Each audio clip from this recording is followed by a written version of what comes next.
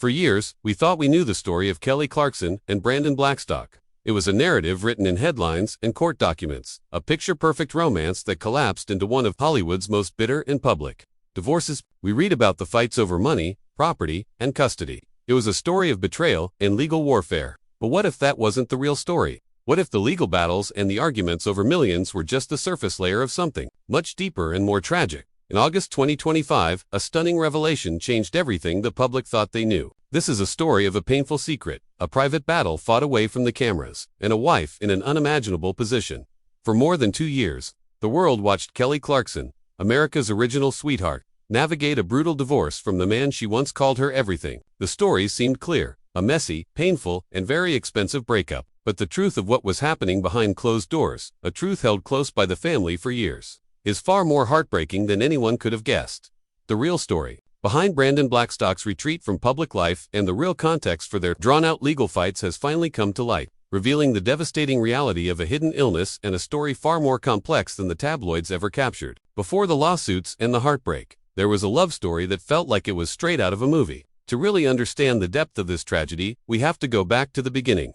The year was 2006. Kelly Clarkson was already a global superstar, the winner of the first American Idol, with a voice and a girl-next-door charm that America had fallen in love with. She was at a rehearsal for the Academy of Country Music Awards when she first saw Brandon Blackstock. He was the son of her manager, Narvel Blackstock, and the stepson of country music legend, Reba McEntire. There was an immediate spark. Kelly later said in an interview, "Literally, I'm not joking. He walked past us. I was ready to take it all off.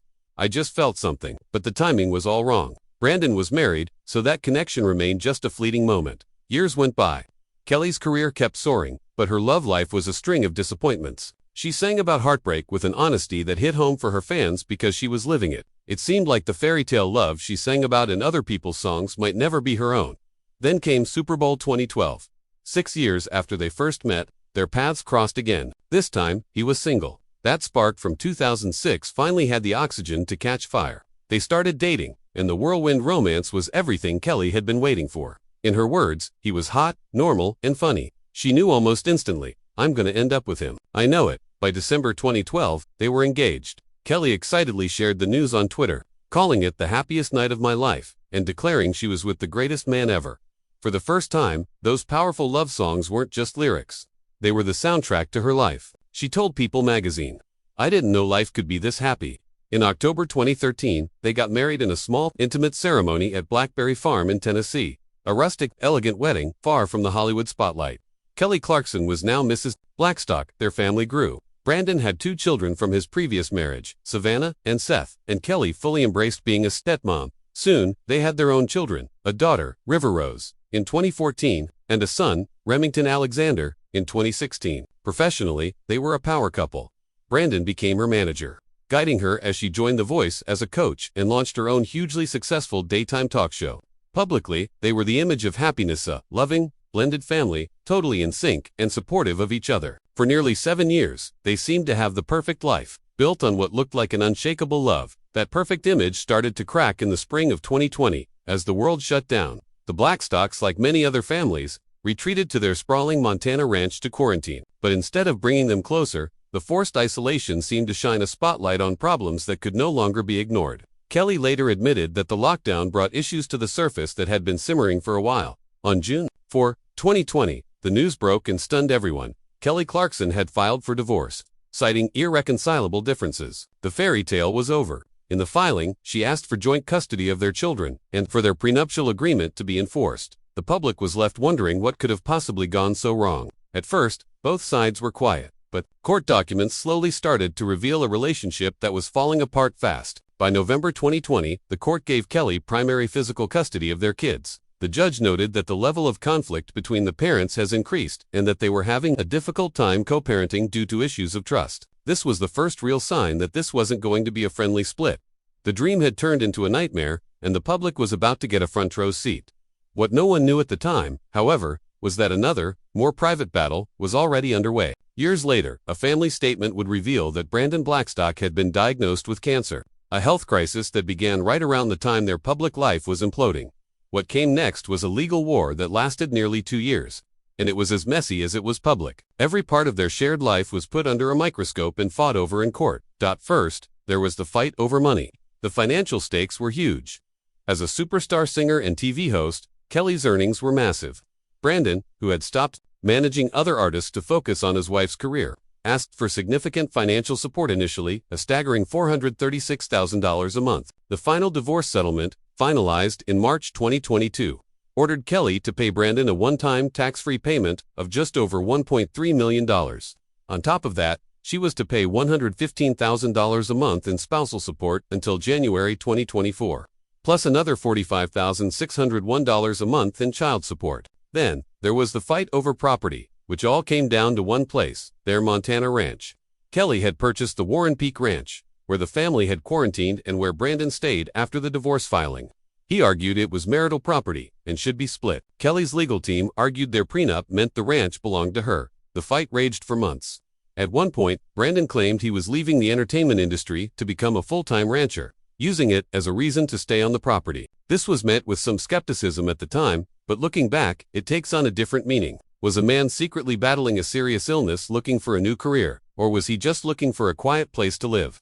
The dispute finally ended when Kelly agreed to give Brandon a 12% share of the property, valued at just over $908,000. He was ultimately required to leave the ranch in June 2022, but the most painful battle was the professional one. In September 2020, Brandon's father's company, Starstruck Management Group, sued Kelly for $1.4 million in unpaid commissions. Kelly didn't just fight back. She countersued with a bombshell claim. She argued that Brandon and Starstruck had been acting as her unlicensed talent agents for years, which is illegal under California law, and therefore weren't entitled to any commissions. In November 2023, the California Labor Commissioner handed Kelly a major victory, ruling that Blackstock had indeed acted as an unlicensed agent and ordering him to repay her $2,641,374.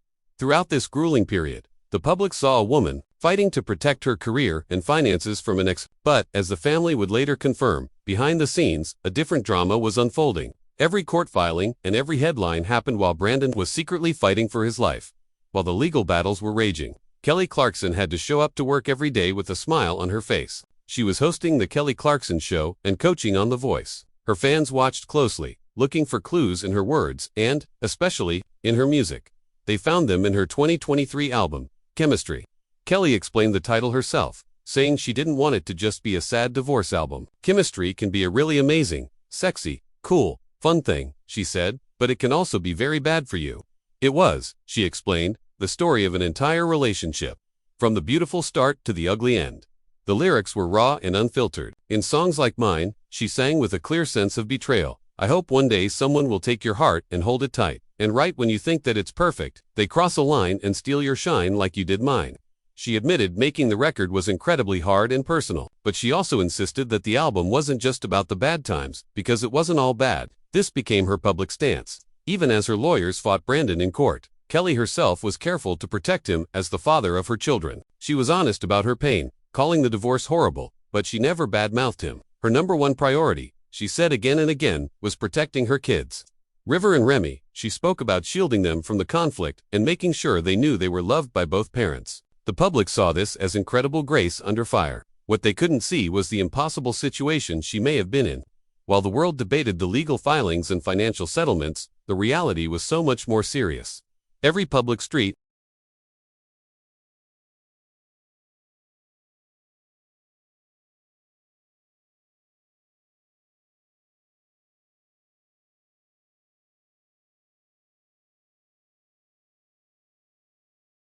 the reason she gave was a shock. While I normally keep my personal life private, she wrote, this past year, my children's father has been ill, and at this moment, I need to be fully present for them. For years, the public had seen this story as a divorce. Now it was being reframed as a health crisis. The very next day, the reason for her post became tragically clear. On August 7, 2025, a representative for the Blackstock family released a statement. It is with great sadness that we share the news that Brandon Blackstock has passed away. Brandon bravely battled cancer for more than 3 years. He passed away peacefully and was surrounded by family. He was 48 years old. Suddenly, everything changed. The years of bitter fighting and public disputes were all cast in a new, devastating light. The timeline was staggering. A 3-year battle with cancer meant that Brandon was sick for almost the entire time the divorce was playing out in public. His legal depositions, court hearings, and the negative press all happened while he was fighting a terminal illness. He passed away peacefully at his home in Montana, under hospice care. This revelation forces us to re-examine the past.